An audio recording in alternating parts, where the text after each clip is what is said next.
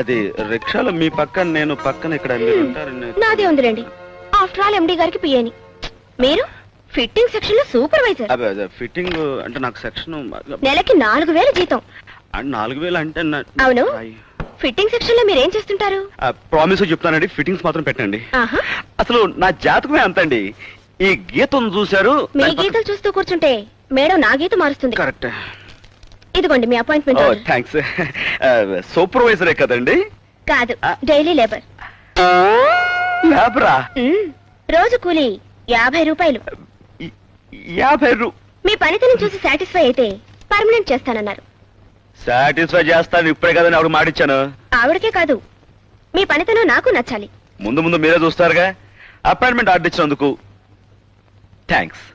వస్తానండి.